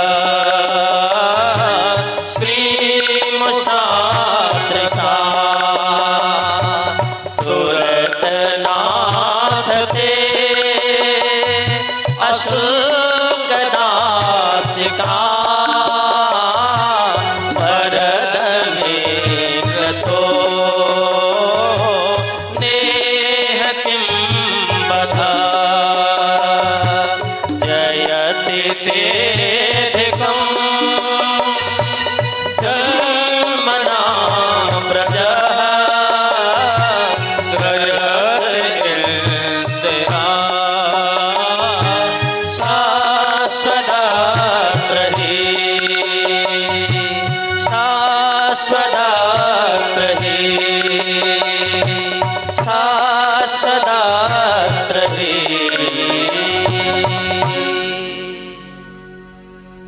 जयति तेधिकं जन्मना व्रजः श्रयत इंद्रा शाश्वतत्रहि दयित दृश्यताम दीक्षितावका स्त्वैधृता सवस्त्वां विचिन्वते। हे श्याम सुंदर, हे गोविंद, जब से आपने इस ब्रजमंडल में, इस ब्रजभूमि में अवतार लिया है ना, तब से हमारी ये ब्रजभूमि वैकुंठ से भी पवित्र हो गई है, वैकुंठ से भी सुंदर बन गई है। आपके जो चरण है ना, बड़े ही कोमल हैं, और इस वन की जो धरती है बड़ी पथरीली, बड़ी कठोर। आप अपने उन कोमल चरणों को न जाने कहां कहां लिए भटक रहे हैं, उन्हें बड़ा कष्ट होता होगा, बड़ी पीड़ा होती होगी। एक बार आप आ जाओ ना, अपने उन कोमल चरणारविंद को हमारे इस हृदय पर रख करके, हमारे इस वक्ष पर रख करके अपने चरणों को भी सांत्वना प्रदान करें, और हमारे इस विरह व्यतीत हृदय को भी थोड़ी सांत्वना प्रदान करें। आ जाओ न कन्हैया।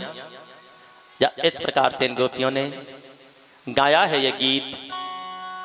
प्रेमाश्रु आंख से छलक रहे हैं। भगवान ने मन में सोचा, अब अगर मैंने देरी कर दी ना तो हो सकता है अपना प्राण ही छोड़ दें। हाँ, जब देखा भगवान ने कि अब इनका अहंकार जो था ना, जो अभिमान था, वो आंसू बनकर के आंख से बह गया है, तो तुरंत मेरे रास विहारी परमात्मा प्रकट हो गए हैं।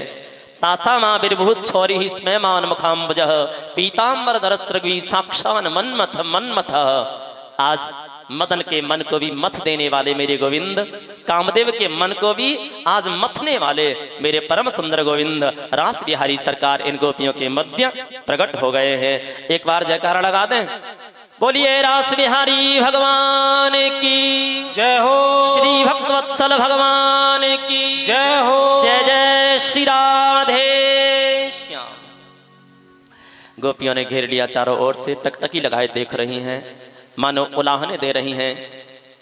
आप हमें छोड़ करके चले गए, क्यों किया ऐसा? सर्वस्व छोड़कर हम आपके चरणों में आई और आपने हमारे साथ में ऐसा व्यवहार किया।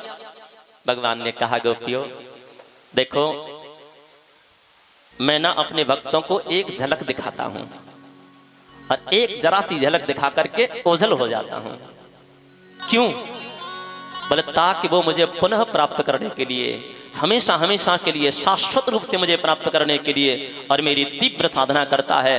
हाँ, और जब उसकी साधना, उसकी भक्ति भजन चरमोत्कर्ष पर होता है, अपनी सिद्धि पर होता है, तो फिर मैं उस जीव को हमेशा हमेशा के लिए प्राप्त हो जाता हूं, हमेशा हमेशा के लिए मैं उसके जीवन में आ जाता हूं। देखो, भगवान कहीं चले गए थे क्या? ये गोपियां ढूंढती फिर रही हैं बेचारी, हे कृष्ण हा श्याम कहाँ हैं आप? तो क्या परमात्मा कहीं चला गया था? जिसको कहते हैं हरि व्यापक सर्वत्र समाना, जो व्यापक है, जो कण कण में समाया है, जो सर्वत्र समाया है, फिर बताइए वो कहां चला जाएगा?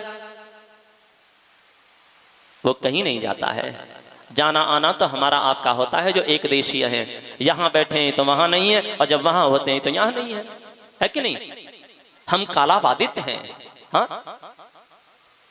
हम देश काल परिस्थिति के अधीन हैं, लेकिन परमात्मा व्यापक है, सर्वसमर्थ है। वो उसका ना कहीं से आना होता है, ना कहीं जाना होता है। जो सर्वत्र समाया है, बताइए वो कहां तो जाएगा, कहां से आएगा? तो फिर इन गोपियों को दिखाई क्यों नहीं दे रहे थे? इसलिए नहीं दिखाई दे रहे थे, इनकी आंखों पर ना अहंकार का पर्दा गिर पड़ा था। अभिमान का पर्दा जब आंखों पर गिरता है ना, तो सामने खड़ा हुआ भगवान भी फिर दिखाई नहीं देता। वो कहीं दूर नहीं है, वो कहीं ऐसा नहीं है कि कहीं दूर जाकर के बैठ गया है, हमारी दृष्टि के सामने ही तो है। लेकिन ये जो अहंकार की धूल है ना, ये जो अभिमान का पर्दा है, हमारी इस आंख के शीशे पर ऐसा जम जाता है कि सामने खड़ा हुआ भी परमात्मा दिखाई नहीं देता है। मैं कहा करता हूं, वो अगर पर्दा हटाकर सामने आ जाएगा, वो अगर पर्दा हटाकर सामने आ जाएगा, तो भी क्या इन देखने वालों से देखा जाएगा? हाँ, देख पाएंगे उसको? क्या देख पाए थे सब? क्या रावण देख पाया था? क्या कंस देख पाया था? क्या शिशुपाल देख पाया था? क्या दुर्योधन देख पाया था? सामने था, लेकिन फिर भी नहीं देख पाए। क्यों नहीं देख पाए? अहंकार, ये अभिमान देखने कहां देता है? हा? जैसे शीशे पर जब धूल जम जाती है तो हमारा अक्ष, हमारा प्रतिबिंब उसमें दिखाई नहीं देता, ऐसे ही इस आंख के शीशे पर जब अहंकार की धूल जम जाती है तो सामने खड़ा हुआ भगवान दिखाई नहीं देता है, वो दिखाई देना बंद हो जाता है। जब तक ये अहंकार की धूल नहीं मिटेगी, शास्त्र में लिखा है अहंकार निवृत्त ही निर्वाणायोपपद्यते, जब तक ये अभिमान नष्ट नहीं होगा, जब तक ये अहंकार की धूल नहीं छटेगी, तब तक कैसे निर्वाण पद मिलेगा, कैसे उसकी प्राप्ति हो पाएगी? और जैसे ही इन गोपियों के हृदय में जो अहंकार आया था ना, वो विरहातुर होकर के जब गलित हुआ, चित्त इनका पिघला भक्ति के अतिरेक से, और बन करके आंसू जब आंख से बहने लगा ना, तो आंख का शीशा एकदम साफ हो गया, आंख का शीशा पवित्र हो गया, और तुरंत मेरा ठाकुर सामने दिखाई देने लग गया।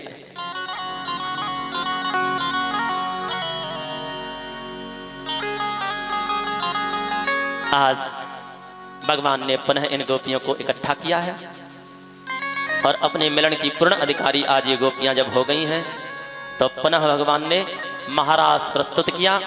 श्री सुखदेव जी कह रहे हैं, राजन जितनी गोपियां हैं उतने ही कृष्ण हैं। आज दो दो गोपी बिच बिच माधव, गोपी कृष्ण, गोपी कृष्ण, गोपी कृष्ण और बीच में राधा कृष्ण। अद्भुत महारास आज यमुना के किनारे हो रहा है। सुखदेव कहते हैं परीक्षित इस दृश्य को जरा अपने हृदय में उतारो, हाँ दर्शन करो इस महारास का। महारास किसे कहते हैं पता है? जगत के सारे रस जिसमें लय हो जाएं, संसार के समस्त सुखों में जो हमको रसानुभूति होती है ना, वो सारे जगत के रस जिसमें एकदम विलय हो जाएं और केवल एक ही रस बचे जिसको कहते हैं कृष्ण रस, उसको कहते हैं महारास। नाच रहे हैं आज इन गोपियों के साथ में भगवान। ऐसा लग रहा है जैसे प्रकृति का कण कण नृत्य करने लगा है, जैसे प्रकृति का कण कण आज नाच रहा है। क्यों ना हो, जब प्रकृति का मालिक नाच रहा है तो प्रकृति क्यों नहीं नाचेगी? हाँ, बड़ा ही अद्भुत।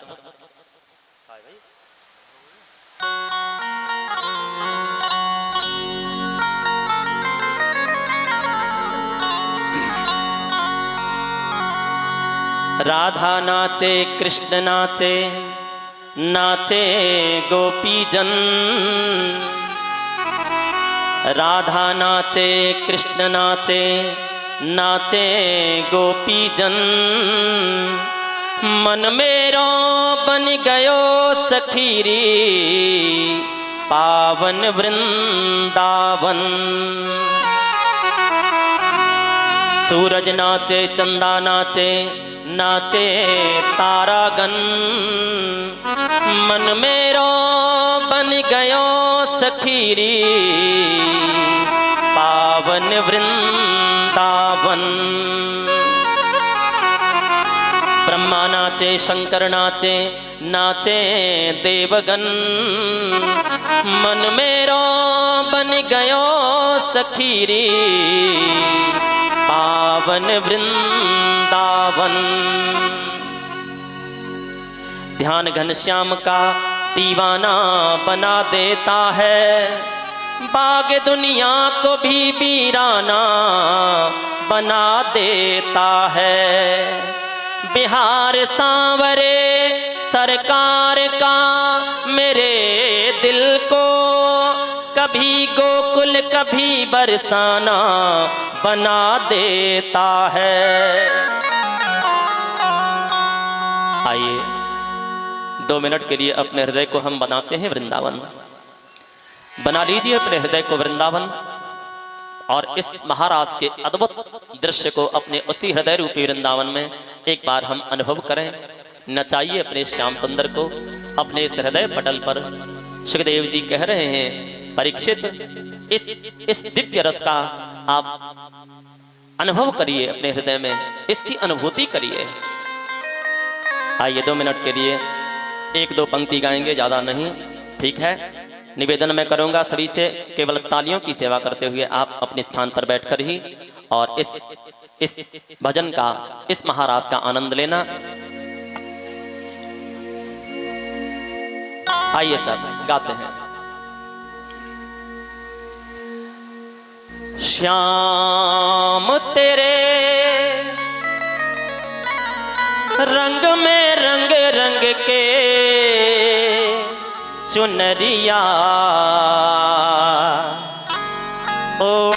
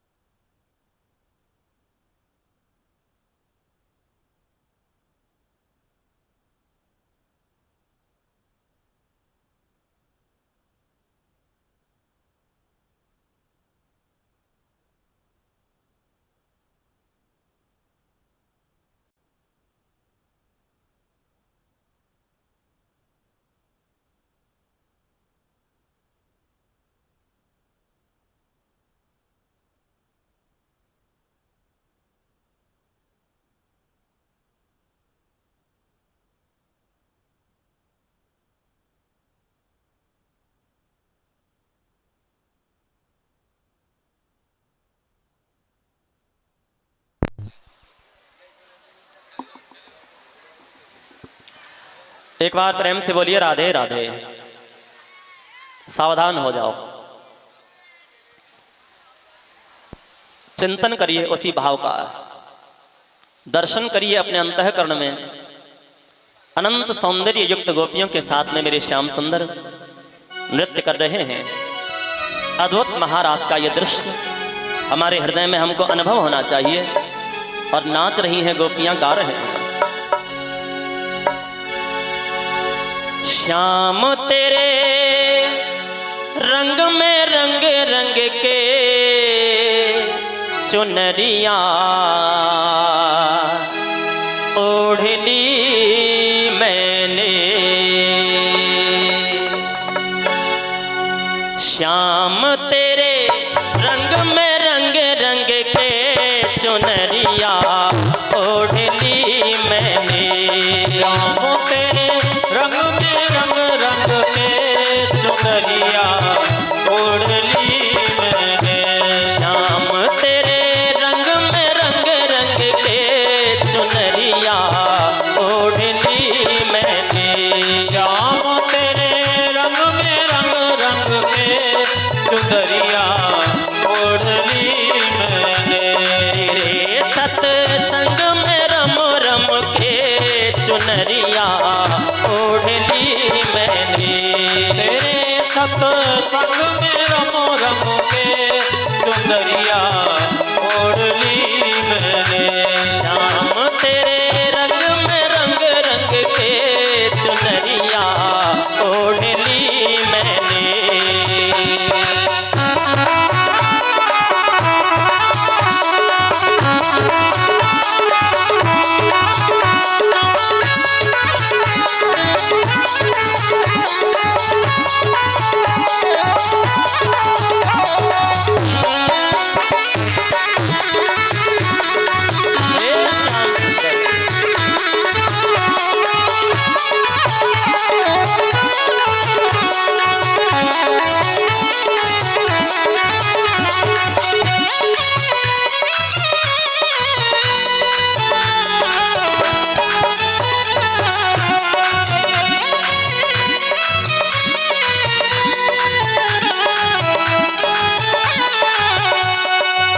मुझ पे रंग चढ़ा तेरा जब से। मुझ पे रंग चढ़ा तेरा जब से। मुझ पे रंग चढ़ा तेरा जब से। मुझ पे रंग चढ़ा तेरा जब से। मैं मन मौजी हो गई तब से। मैं मन मौजी हो गई तब से। हाँ, मैं मन मौजी हो गई तब से। मैं मन मौजी हो गई तब से। जमाने से जंग लड़ लड़ के प्रीत तो से जोड़ ली मैंने। जमाने से जंग लड़ लड़ के प्रीत तो से जोड़ ली मैंने। श्याम तेरे रंग में रंग रंग के चुनरिया ओढ़ ली मैंने।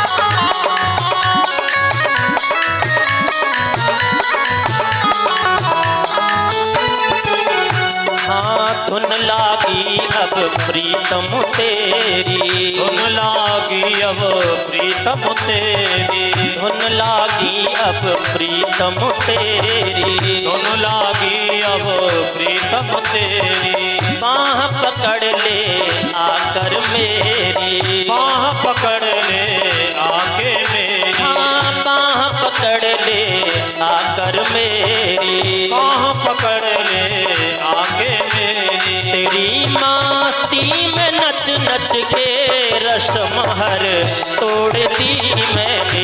तेरी मस्ती में नच नच के रसमहल तोड़ दी मैंने। श्याम तेरे रंग में रंग रंग के चुनरिया ओढ़ ली मैंने।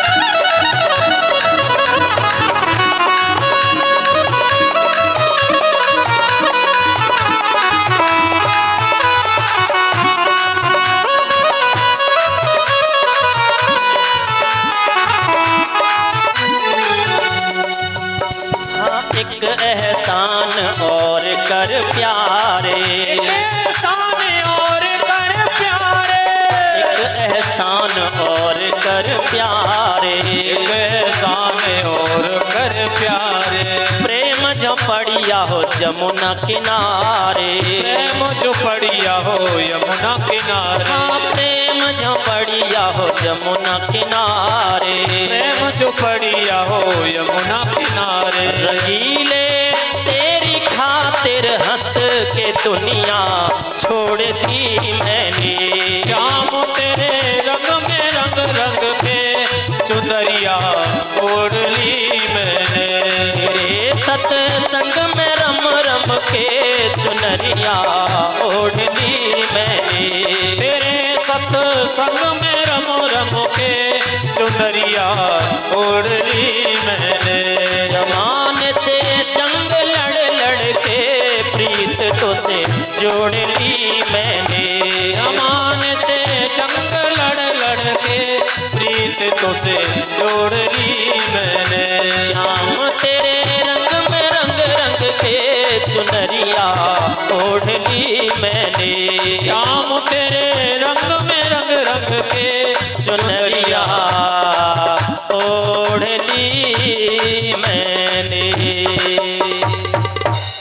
बोलिए रास बिहारी भगवान की जय, श्री गोपी वृंद की जय, श्री वृंदावन धाम की जय। जय जय श्री राधे श्याम।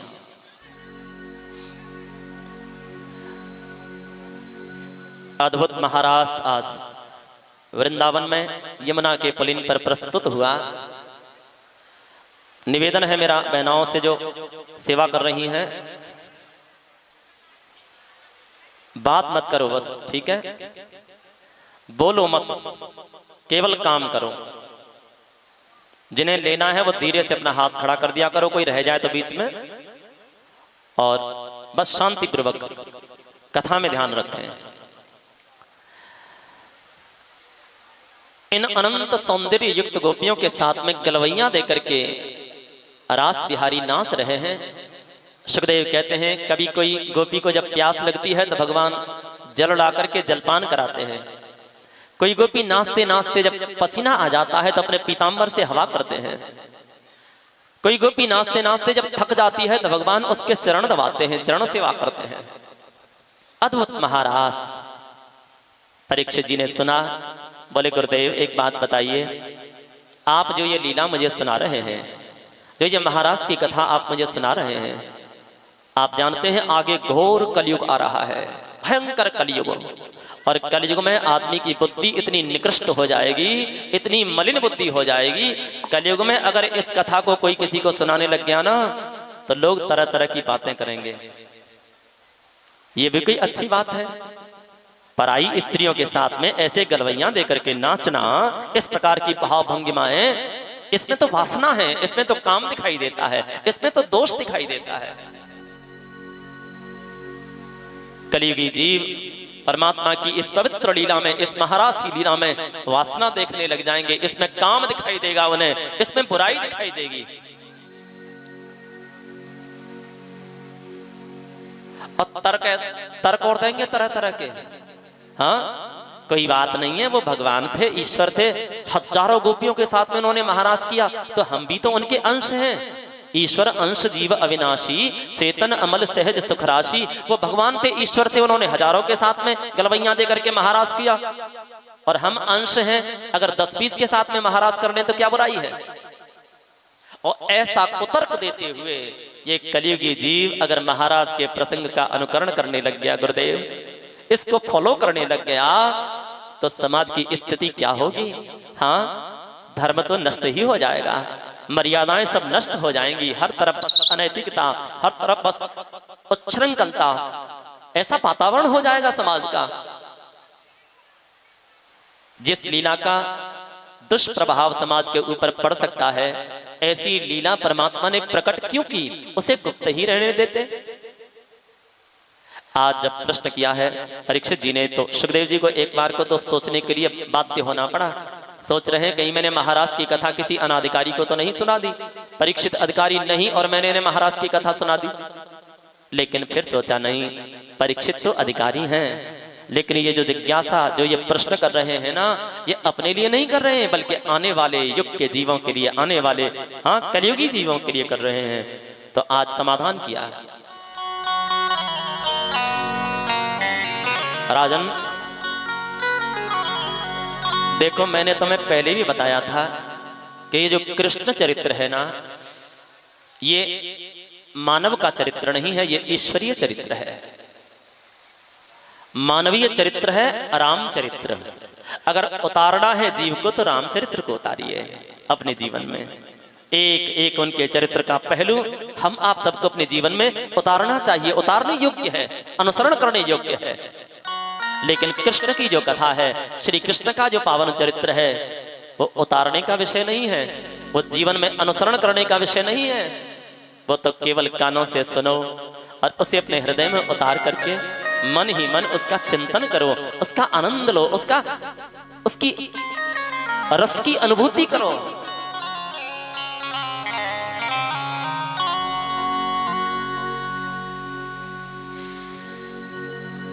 अनुसरण की बात कर रहे हो तो भैया ये महाराज की लीला तो आज हो रही है ना, इससे पहले भी तो बहुत सी लीलाएं करी हैं कन्हैया ने।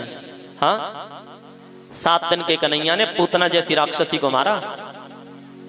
आज का 7 दिन का बालक एक मुष्टि मार के दिखा दे, कोई बात नहीं है, राक्षसी को क्या मारेगा, ईश्वर का अंश है। आपने सुना 7 दिन के कन्हैया ने 7 कोस के लंबे चौड़े गिरिराज को 7 रात और 7 दिन तक अपनी इकन्नी उंगली का नख पर धारण किया। कोई बात नहीं, तुम अंश हो। गिरिराज जी को क्या उठाओगे? गिरिराज जी की कोई छोटी सी शिला उठा के दिखा दो 7 दिन और 7 रात्रि तक। अच्छा, एक बात बताओ परीक्षित, क्या गुरुदेव? बोले शंकर जी को आप क्या मानते हो? परीक्षित ने कहा, जी ईश्वर हैं, भगवान हैं, कोई संदेह तो नहीं?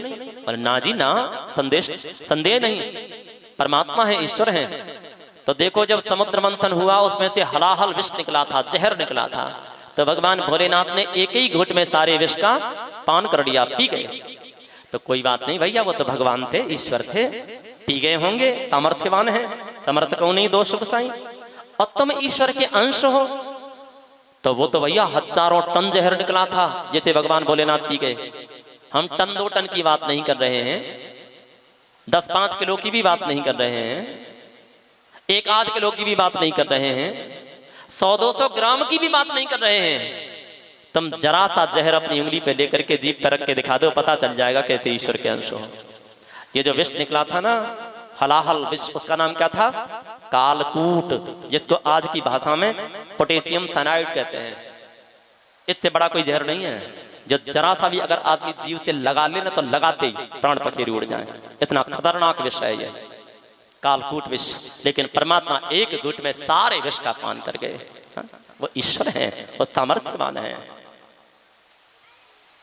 राजन, परमात्मा की जो लीला है ना, ईश्वर का जो चरित्र है, वो अनुकरण का विषय नहीं होता है, वो तो केवल श्रवण का विषय होता है। हाँ, और देखो, महाराज की कथा जब प्रारंभ करते हैं ना श्री सुखदेव जी, तो सबसे पहला जो श्लोक है ना महाराज के प्रसंग का, सबसे पहला श्लोक जो है, उसका सबसे पहला शब्द क्या है पता है?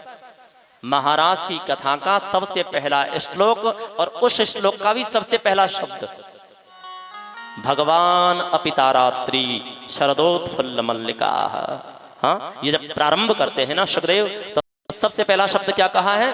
भगवान अपितारात्रि शरदोत्फुल्ल मल्लिका। उस शरद की उल्लसित रात्रि में जो ये महाराज कर रहा है, ये कौन है? भगवान, ये ईश्वर है, ये परमात्मा है। वो जानते हैं कि इस कथा को सुनकर के बड़े बड़े विद्वानों के हृदय में भी भ्रम पैदा हो सकता है।